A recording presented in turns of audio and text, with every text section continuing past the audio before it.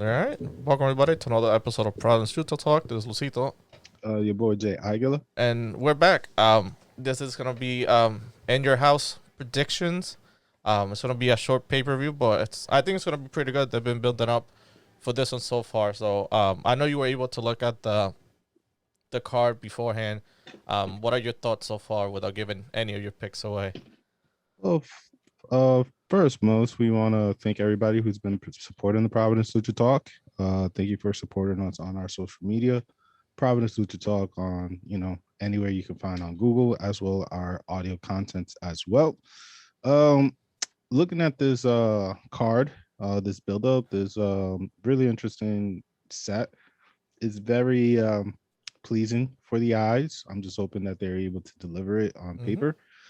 Even though NXT, I think they go toe to toe with AEW when it comes to pay per view. They really do crowds favor and deliver to their best ability. So it should be a fun one. This should be a fun one for this event. So I'm pretty excited for it. Not sure about you, but I'm sure pretty excited. Yeah, for this. I don't know. Have you been keeping up with NXT, or you kind of like just get the highlights here and there? I get the highlights. Okay.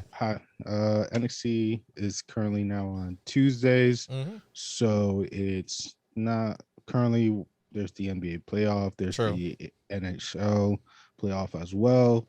So it's just a little bit not in my top priority, but with what it's being shown on their social media, YouTube, with the short clips and some of the matches, it looks promising. So can't wait to see what's gonna happen this Sunday, right? Yes, this Sunday. All right. So first we have is Xia Li and Mercedes Martinez as the first match of the evening.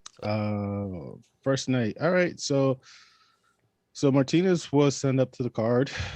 She was part of Retribution, but then she was, went back. I guess they couldn't really build much of a story with her. Mm-hmm.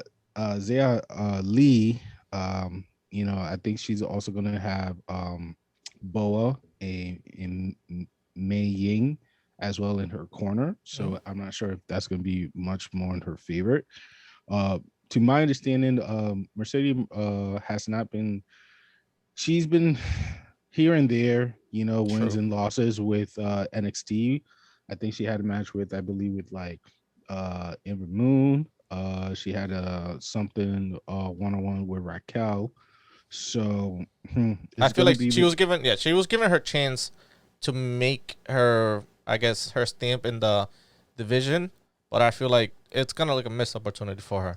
Yeah, because she's like the mercenary, you know what I'm saying? You pay her and she'll, take out whoever comes through.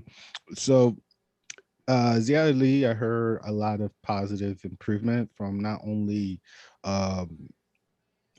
from the social media, but also like if you listen to the New Day podcast, Kofi Kingston gave her a pop on how she's improved one of his move, you know what I'm saying, but made it a little bit much cleaner, more of her style. So I guess like in my hopes, I think Xia Li might get the W on this, because if people are recognizing her talent now from the main roster and seeing more improvement, I think Mercedes is the right candidate to give her that push. Unfortunately, I don't want to see Mercedes to be more of a bumper. You know what I'm saying? Like I'd rather enhancement. see. Yeah. I mean, like I felt like that could have been done with someone else if it was possible. You know what I'm saying? If there were other people who were healthy, like Tegan Knox or any other. I know she's been missing for a while, but yeah, I know Who's she been went missing? back home, but yeah, she's Yeah. been out for a while. Yeah. So, sad it has to be Martinez, but hopefully this is Zia Lee. I know you made a bold prediction not too long ago about her and some type of stable being built. So hopefully will be the start and push for it. Yeah, I 100% agree. I think Xia Li, she's been built. They've been building her in NXT after her heel turn, so I feel like this is kind of like her biggest challenge so far. The people that she's faced and the most experience, and I feel like her. I think she's gonna defeat her, and I think the person that it's not the handler, but the person, mysterious person in the background that's dealing with her and Boa, might get involved, and we finally get to see who's behind, not behind the veil. So we might see like another person added to it, but I think Xia Li, this is gonna be a good match overall because they're both technically sound, but Xia Li will take this one. I mean, any thoughts on who could be the person running the back for her? I thought in the beginning when it started, I thought it was like Kairi Sane, but I know she went back to Japan. I know they've been signing and training people from Japan, like crossing over, but it's been, now I'm saying difficult, but I can't pinpoint like the picks that they had. You know, like sometimes they do like the rookies and stuff to this person, but they seem, I guess, skillful and creative. I don't know who came up with this idea, but it's been working for Xia Li and Boa as well. So kudos for them. I mean, aren't both Boa and Xia Li representative of China? Mm-hmm. So is there anyone else that will be part of that that region, that country that could also be able to be a big push for them? I think that the group of three is good. I feel like four might be too many. So I think Boa, Xia Li, and the lady that's sitting, I think that could be a good group. Yeah, but I'm trying to figure out who could be that lady. Yeah, yeah. Because I've been looking at the roster and it's like I'm trying to figure out who they have. They might be one from NXT UK. She I think it was yesterday on Thursday. She was wrestling. Yeah, she got the NXT UK championship. Yep. So that could maybe her, but I doubt it. But that's the only person that I could probably pinpoint. And I know I've been saying Kairi after getting Photoshop with Triple H after your big win. Yeah, I don't think so. No, that's I was thinking Kairi Sane, but I don't know if she went back home. I know that she was injured and stuff. Home. So she's home. And plus I'm not seeing Kairi Sane in the roster right now. True. This could be a little bit like red light for most people, but the one person I feel like could make kind of a sense due to past history. And again, it's going to be a little bit, of a red tape for most of y'all. But Frankie Monette, I could feel like she could be the person behind the scene. And she's the type of person who has experience. Okay. I feel like she can play the role of the villain. A leadership too. You know what I'm saying? Mm-hmm. I know I asked about, culturally, who's in the NXT that could be in that area, but honestly, Frankie Monette is still fresh. True. She's a heel, and it'll be interesting. I don't want to get into a rabbit hole with Frankie Monette, but I feel like from me seeing her, because we all know how she came from, basically from Mexico all the way now. She was her last stint was in Impact. We've seen her, those who follow her trajectory. I'm kind of not disappointed, but I feel like I expect more from her, and the matches that she had and stuff, I'm not impressed yet. I know she's only been one match so far in the ring, but give her a chance, bro. I just, you know what I'm saying? Like, maybe I want to see her with somebody with more skill, because I know she's had just like filler matches and stuff with people that are not like as up in the ranks. So it's good that she did building, but so far I'm iffy about her. I mean, like, I hear you being more knowledgeable when it comes to the people out of WWE coming in and seeing how they go through these transitions from what they had to now what they have to do. Yeah.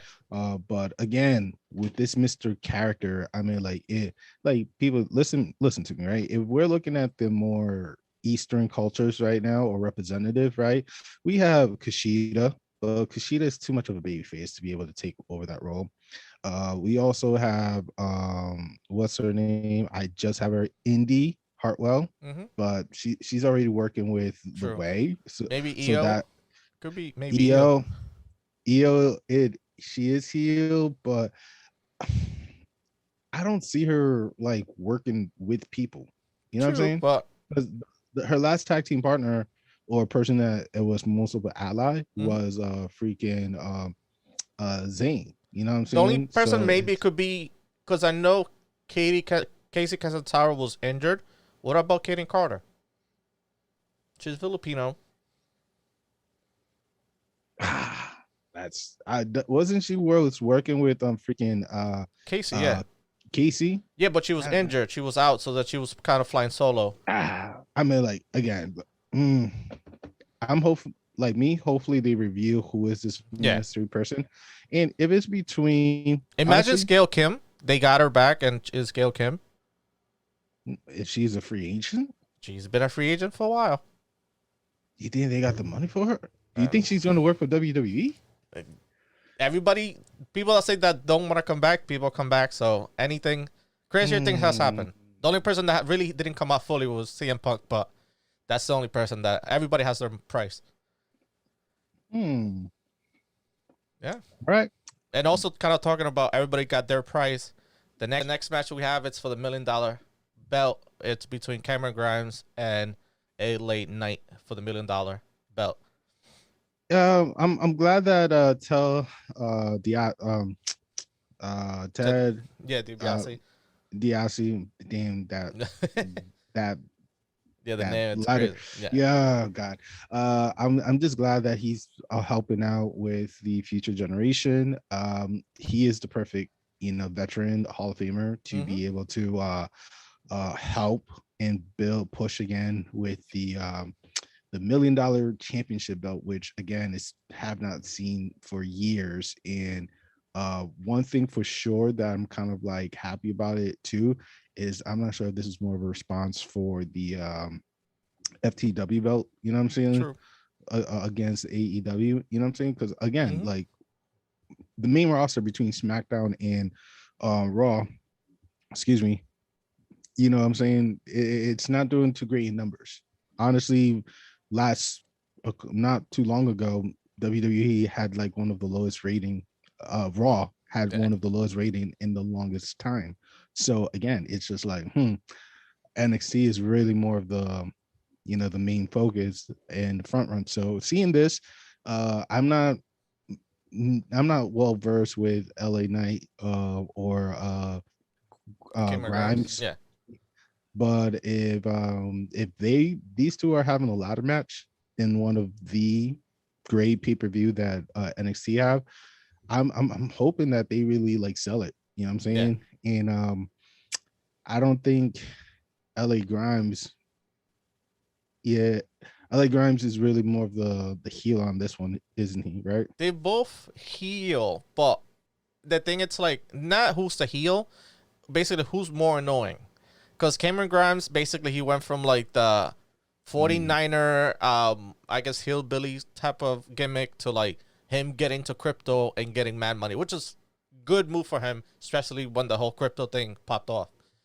But LA Knight, he has some prestige coming from other brands. He came from, and he was in Impact, he was in Ring of Honor, and coming over from WA. So he has some. mm, He's basically similar to like experience wise, the same thing as Mercedes Martinez. He's been in the industry, but he hasn't been sort of in the big leagues yet.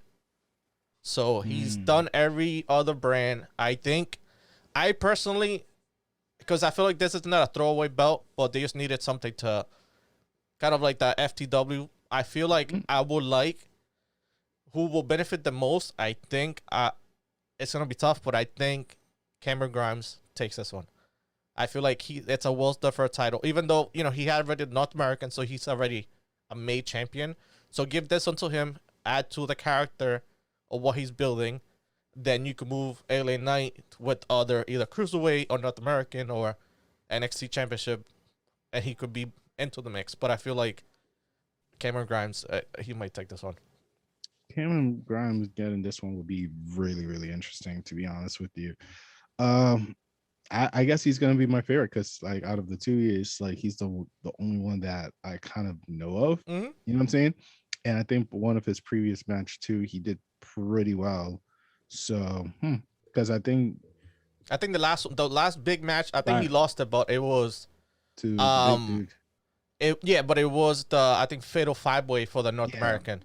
Yeah. So, yep. Grimes got my pick. Yeah. Honestly, I don't got much to say Yeah. because, like, again, And also talking about North American Championship, we have basically winner takes all. It's basically MSK and Bronson Reed versus Legado del Fantasma. This which is Santo Escobar, Joaquin Wide, and Raul Mendoza. Cool, bro. This one was really the oddball, but yet more satisfying match. How come? I How see. come is the oddball out?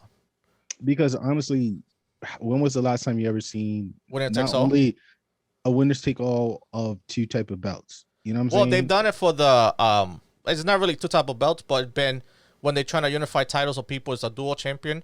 So winner takes all. They done with triple threat. They did it WrestleMania for the SmackDown, which is understandable. That's traditional. You know what I'm saying? But this is odd because it's two individual championship going against not two stables, but it's just like two a stable versus a tag team champion in the North American champion. You know what I'm saying? That's what make it really odd, but more satisfying because honestly, I figured like this could be a way to like fill in the cards without taking too much time, because usually when we talk about NXT, we're talking about more of a 2-hour pay-per-view. You know what I'm saying? It doesn't go that extensive like if it was WrestleMania or Backlash or any other main roster pay-per-view. So it's really cool that they're trying to concise the programming but yet still be satisfying, giving us like the good meat.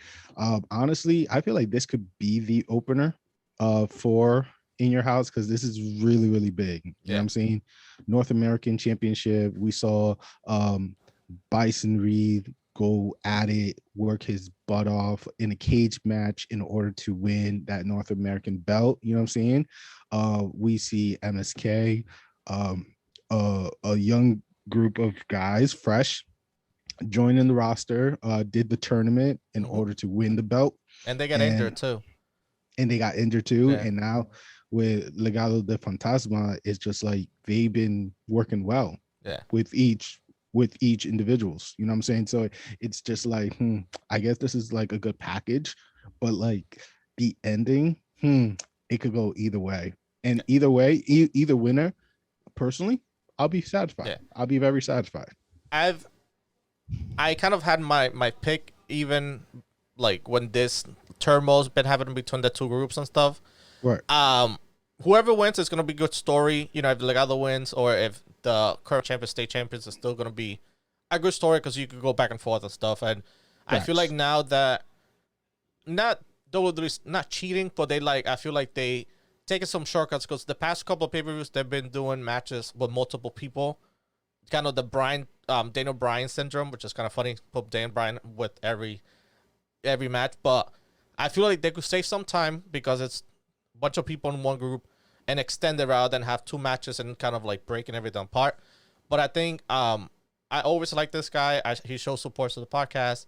I'm saying Legado del Fantasma is winning and taking all the gold, kind of similar to what the Adam Cole and Undisputed Era kind of like taking all the gold for their faction. I think they're gonna take all the gold, but interesting. I think it's gonna be one of the guys of MSK taking the loss, not Bronson Reed. So that's gonna be the reason why Bronson Reed loses his title, and the story could continue from there. But I think it's gonna be one of the guys from MSK taking the loss. That's a really bold prediction too, because honestly, Santo Escobar already won the Cruiserweight Championship, so the U.S. Championship kind of does make sense for him to go and tackle for. My one question is, if the Legado del Fantasma also get the tag team championship, they win that pay-per-view, is it the Freebird rule? No. It's basically the tag teams take the tag team, and the individual takes the individual. So it's like if they had two matches, but in one match. but I'm just saying, like, dude, they'll Oh look no, out, look out the Fantasma work as a 3-man team they can, versus. but I don't think that it may apply, but I don't think it might apply. I think they're just doing it basically. This is a way for Bronson Reed to be screwed out of the title, because I don't think I have faith in Santos Escobar, but his finisher, the Phantom Driver, I don't think he's gonna be able to pull it off on Bronson Reed. So the only way as a heel and as a way for him to take the title is by any other means necessary. So it's probably pinning the other guys and taking the title, then continue the story from there. Interesting. That's really interesting stuff. Like I said, I feel like this could be the opener for In Your House. It's like I said, very odd, but yet it has a lot to offer. You guys know what's like my favorite format when it comes to pay-per-view. You know what I'm saying?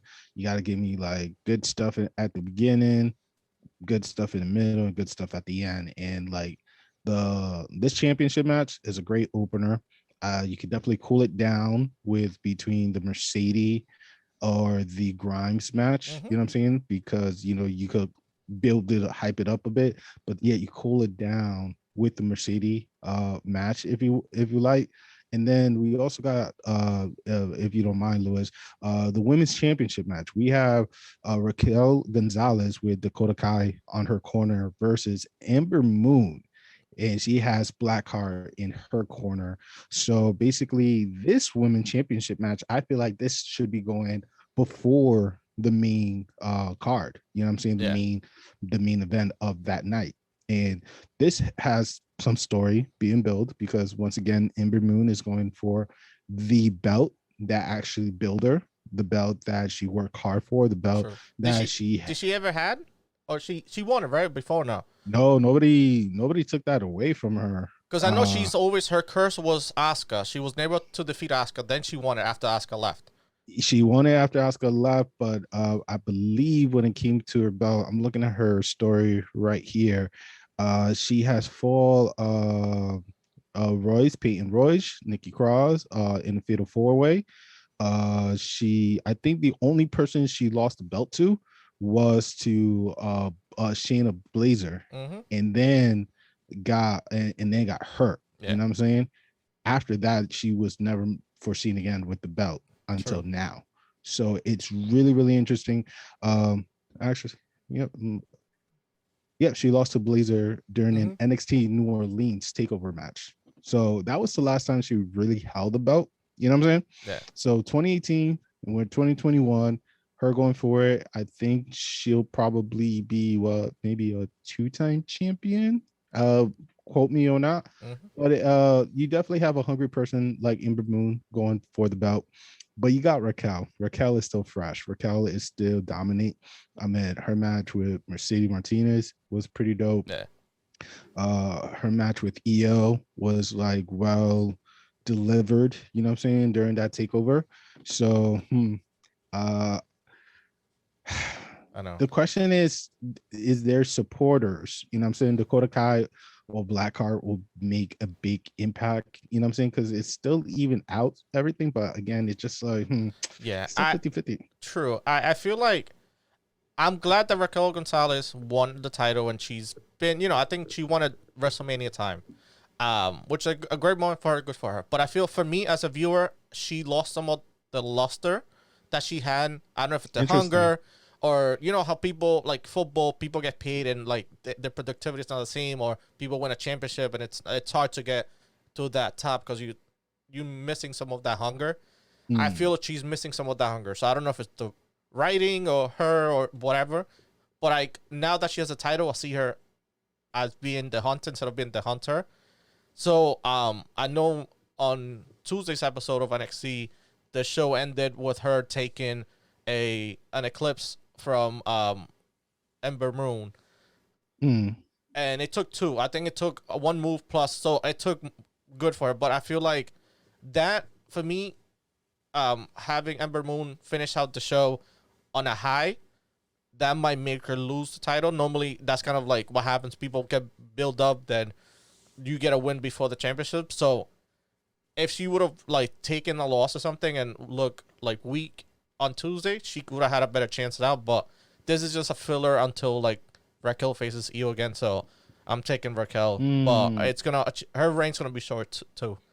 that's a big bold prediction. I mean, I say radical stuff, but that's a bold Yeah. prediction coming from you because honestly, Io could definitely be back in the photo, right? Mm-hmm. Before we continue talking about the match, Io could definitely be coming back in the photo. But honestly, the type of person that should be going, I mean, like Io has to wait until um I'm gonna say maybe Scarlett if she's a wrestler. You know what I'm saying? We I could think she's more definitely of a manager for now. I I feel mean like if Tony she Storm, she's still missing her chance. well, she lost to Not Raquel before the before, title, but not it before was a triple title. threat. Okay. But it was a triple threat. But I think Mercedes Martinez got the pin. But it was Mm, just like, so Tony Storm didn't got her title as chance as 1-on-1. Then you have what's her name? Monet, Frankie Monet. Even though it's a little early, she's still in the mix. Potentially, she could be moved up to the up there. Then you have Gargano's wife. Candice That LeRae. she still. I don't think there's a match for her, like for this one so far announced, but she could potentially be a good contender against her. But there's a couple of people that her reign that she could maybe compete against. But Io coming back, I think it's a sign for her to eventually win it back. So I have nothing against Io, okay? Nothing in back, but she's in the back of the line. Mm-hmm. And in order for her to be even in the picture of the women championship, you know what I'm saying? I mean, she would have to do something erratical. You know what I'm saying? She Yeah. would have to either interfere or help push, you know what I'm saying, or try to ruin that match between Raquel and Ember Moon, which again, then you're gonna have Ember Moon going after Io, and then that could be a side distraction Mm-hmm. to the main plot of Yeah. the story. Again, we have oh, I don't know why they have her in the list, but I mean, like to me, it has to be Candice LeRae. I give you that. Indy, she should definitely go for the belt after Ember Moon. I feel like Potentially, that Kodaka could turn on Raquel. Eventually, that always happens with groups. One turn on yes, another. I mean so far they're going to be 1 year. They're going to be completing nearly 1 year together, Mm-hmm. working together. So I don't think the alliance could break that easily, even though Dakota was with Tegan Knox and Yeah. we saw that happen. But then if it is Dakota, I mean, I don't think Raquel is going to lose that easily to Dakota because Dakota has to be in a stipulation type of match. You know what I'm Yeah. saying? Either a ladder match, TLC type of match, something that could work in her favor in order for her to get the belt back. Xia Li, gotta be in the Mm-hmm. picture. Blackheart gotta be in the picture. And after those group of girls are already there, then reintroduce Io, Yeah. and Tony Storm, Mm-hmm. and then reintroduce Io.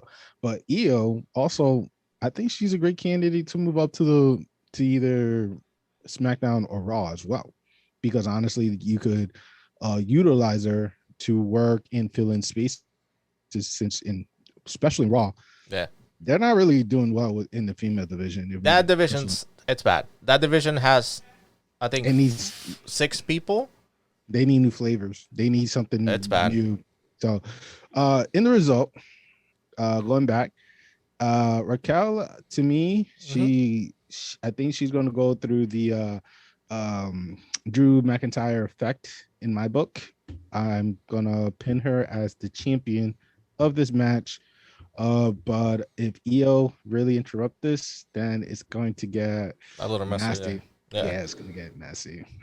And I think let's get into the. I think it will be the match of the night. This is gonna be crazy. So it's gonna be for the NXT Men's Championship. It's gonna be Cameron Cross. It's a fatal 5-way, which is crazy. Yes. So it's Cameron Cross, Johnny Gargano, Adam Cole, Kyle O'Reilly, and Pete Dunne for the NXT Championship, which is gonna be crazy. Two of my favorite guys that I would like to see as champion is in this match. We are seeing also what Johnny Gargano, previous NXT champion. We see Adam Cole, previous NXT champion, and then Cameron Cross, two-time champion. Uh, Kyle O'Reilly is one of my favorite, and Pete Dunne is one of my favorite too. I mean, Pete Dunne just need that belt in order to be like part of the Grand Slam champion for NXT because he won in the UK. He the only one he needs is he ever won the North American? Yes, that was one of the first belts. The only one he's missing is a cruiserweight. That's about it. Is he? He's like Santos Escobar. He lost mad weight. He's probably like 205 right now, like 2 and change. What? Yeah, I'm doing research. Everybody in NXT that's under 6'1", it could be a cruiserweight. You know that, right? Build weight right here is 221. He needs to lose about. He dropped. No, bro, this is like, this is right here in black and white. It's saying he's 221 because those shoulders are boulders, my guy. Like that is not 205 weight, man. Yeah. It cannot. Well, if Murphy did it, he could do it. Murphy's bigger than he is. Oh, Murphy was definitely like lean. No, he was like Murphy was bigger. Murphy was lean though. Yeah. I'm looking this Murphy WWE. But Santos Escobar Escobar cuts weight to be a cruiserweight. So everybody in NXT besides the big guys like Bronson Reed and Karrion Kross and whatever, they all cruiserweight. Well, Buddy Murphy was 225. Yeah, that's interesting. So what's the whole point of seeing 205 if everybody's past 200 pounds? Because NXT is a different like concept than the other shows. I feel like consistency should be like in place. You know what I'm saying? Because everybody, and Finn Balor could be a cruiserweight. Finn Balor's like 190. That's a cruiserweight though. And he Rey was Mysterio. Yeah, but Rey Mysterio's one. But I'm saying like people that were world heavyweight champions from NXT, aka Finn Balor, is a cruiserweight. 190. Yep, you called it 190 straight. Yeah. I'm thinking of Shawn Michaels as a cruiserweight. He should. No, but I'm saying he won the title. So it's like NXT. Everybody, if you really go in depth, everybody in the roster except the big guys, they all could be considered cruiserweights. They just promote them to be in higher, like, levels. Tyler Breeze, 204. He could be a cruiserweight. He wrestled Santos Escobar for the title. Well, of course, because he did an interview with Chris Van. You know what I'm saying? Saying like, he was like, hey, you guys need people to work on 205, and he said, yeah, that's a whole different story. So, anyway, sorry we went through. No, but it was just debacle. But Pete Dunne at cruiserweight, mind blown. All right. Like I prefer to see Johnny Gargano first. That would have been good. And then Pete Dunne, personally, you know what I'm saying? But Pete Dunne and, like I say, Kyle are my two favorite. And unfortunately, they're in a position that I don't think they can come out on top. Okay. Honestly, this is like the cards are stacked against them. Favorable one is definitely Karrion Kross. You know what I'm saying? By even on a Fatal 5? In a Fatal 5, Karrion Kross still looks pretty like as he should be sold. A big, mysterious, powerful force to be reckoned with, and I think he's going to be like the Thanos. You know what I'm saying? If we're reference to the Marvel universe in this type of match, like he is like the targeted guy. So he could be pushed aside. They could double team on him. He could take a break on the side of the ring, but I think he's going to capitalize when it mattered the most, and that I think that's going to happen towards the end. So Karrion Kross, in my book, he is the most favorites. Put that down. Karrion Kross still retain the belt. Yeah, I agree. I will. This is gonna be a good test for Karrion Kross because he faced the first one that he faced was Keith Lee, which was crazy. Then he faced Finn Balor. It took him 2 times to go against Finn Balor. So now, since there's nobody of that caliber as like Keith Lee or Finn Balor, putting your top contenders of basically every division into go against him is gonna be a good. If he ends up winning, it's gonna be a great match for him. So I want him to win, and I'm picking to win. Not Walker, but if just to go crazy, I personally just to see, I'm picking Karrion Kross. but I wouldn't be mad if Gargano wins it. Okay. Just Because the way. I But was gonna add more stats to Yeah. this real quick because like again, Cameron Cross definitely has more of like a 55% chance of winning. Adam Cole, like I said, 2-time champ. I think he has the next up of numbers, maybe by and the promo that he cut on him, he just destroyed him with words. So he wasn't able to like do anything. I feel bad for him, but I'm like, you just got cut down as a champion. and that right there give to me Adam Cole about a 20% chance of winning. Johnny Gargano is right behind it by at least 10%. You know what I'm saying? Leaving 5 for Pete Dunne and Kyle to come on top, which to me is totally unfair because Kyle, with the big win against Adam Cole, I feel like he should have been more pushed to be favorable for this match as a one-on-one. But I get it. You know, you're trying to top what was AEW last pay-per-view again? Double or Nothing. Yeah. So it's like, I get it. You're trying to, you know, recover some damage, but damn, like not in the cost of Pete Dunne, not in the cost of Kyle. So yeah. So we both got Karen Cross to win, correct? Yep. Just to make it interesting, who do you think will take the loss or the pin or submission out of these the other 4? Oh, that's a really interesting question, to be honest with you, because we never think about much of a like who takes the pin. You know what I'm saying? I know you have been doing it more, like especially early on when we talked about the winner takes all match from earlier. But taking the pin, pin, you know, the loss for the match. Yeah. I understand. Pin submission, because Karen Cross could do it either way. Submission. Like I said, it's a really interesting question. Never been asked that before. So, honestly, to complete the full circle, is Cameron Cross pinning either Adam Cole? It has to be Adam Cole in order to like get back from the trash talk. Because if you pin Adam Cole definitely has a reasoning. You know what I'm saying, to go and move on to SummerSlam. Okay. Crazy, bold prediction, but so you see him being called up the one that start doing the draft in August? Well, think about this: his contract only going to last for another couple of years. Yeah. So, if you really want to milk the heck out of this guy, it's now. And trust me, Raw needs new flavor. So, I could definitely see Adam Cole moving up to Raw and work with them because they need it. SmackDown is already solidified, but Raw needs it. I think Kyle O'Reilly will get knocked out by Karen Cross. So that makes him look strong because he didn't submit or get pinned. But by getting knocked out, you know what I'm saying? Like that builds him up. Because it was like, you know, we had to TKO basically the same way that he finished off Finn Balor.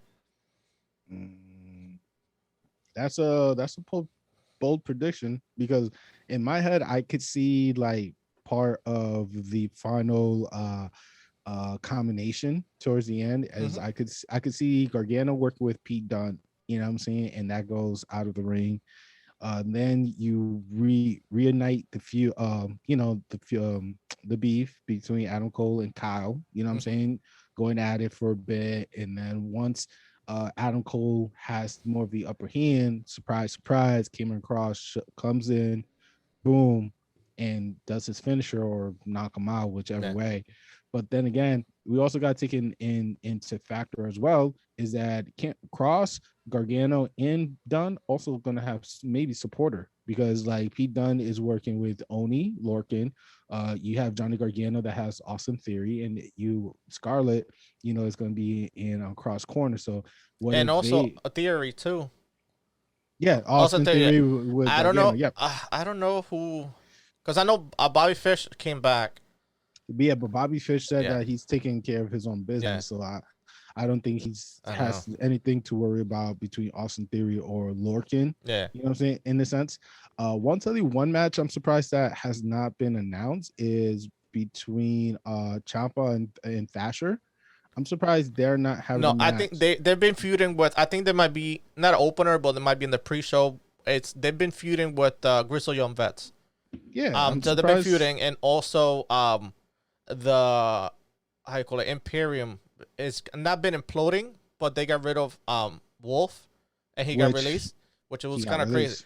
So so I think somehow Imperium, we might see something about Imperium, but I think we might see. I wouldn't mind seeing a tag team match. You know, Brazilian Vets against Ciampa as like the pre-show or kind of like a starter. That'd be pretty good to set the tone for the pay-per-view.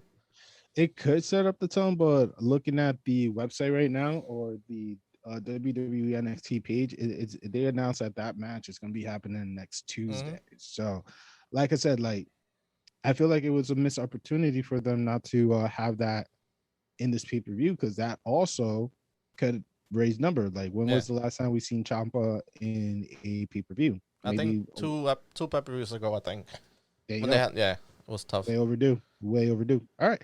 So so just to recap, when it comes to the Mercedes versus Xia Li, I chose Xia Li. You picked who?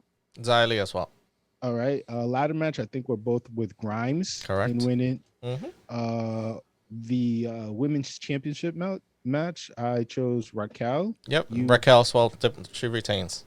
Okay. And winners take all. I didn't pick a winner on this one, so I'm keeping Karen Cross. I think he, it's not deserved, but I think this is gonna elevate him a little bit more. No. The winners take all. You Legado Fantasma, of course. You had Legado Fantasma.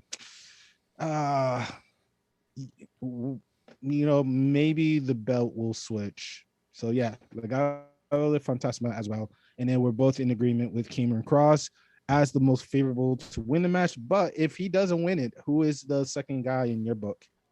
I want to keep Gargano the way. Oh yeah, you did mention Gargano. I'm gonna keep him. I'll keep it the way.